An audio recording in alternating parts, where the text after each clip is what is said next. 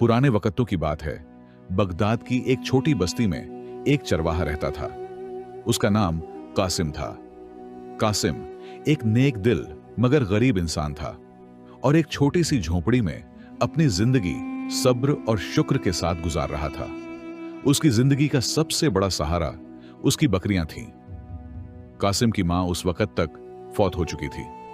घर में उसकी एक बीवी थी जिसका नाम फातिमा था, जो सब्र और शुक्र करने वाली औरत थी, और एक नन्हा सा बेटा जो अभी चलना सीख रहा था।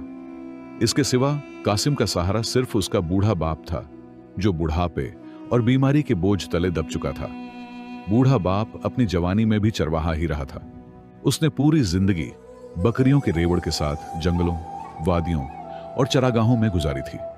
उसके चेहरे पर धूप की तपिश के निशान थे और हाथों में सख्त मेहनत की लकीरें, मगर उसके दिल में ईमान और जबान पर हमेशा अल्लाह का जिक्र रहता था। एक दिन कासिम के बाप की तबीयत बहुत बिगड़ गई। कासिम उसके पास बैठा हुआ था।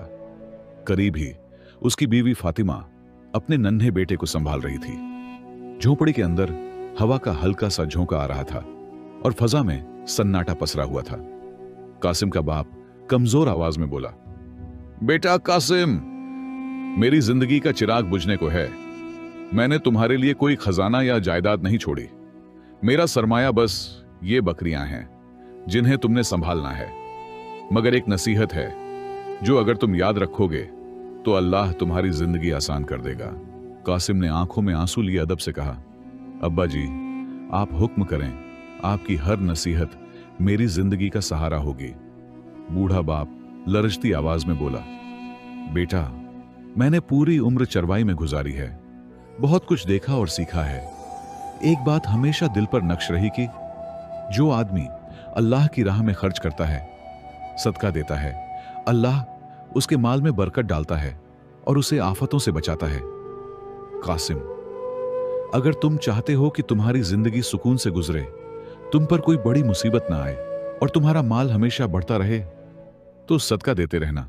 बेटा, अल्लाह की राह में खर्च करना कभी ना छोड़ना। यह कहकर उसके बाप ने लंबी सांस ली, लबों पर कलमाए तैयबा जारी किया और कासिम के हाथ को अपने हाथों में थामकर आंखें हमेशा के लिए बंद कर ली। कासिम के दिल पर गोया पहाड़ टूट गया। आंखों से आंसू रवां थे। वह अपने बाप के कदमों पर गिर पड़ा। उसकी बीवी फातिमा भी रोने लगी। उस रोज कासिम ने अपने बाप को दफन किया और कब्र पर खड़े होकर अहद किया, अब्बा जी, आपकी नसीहत मेरी जिंदगी का चिरागा होगी।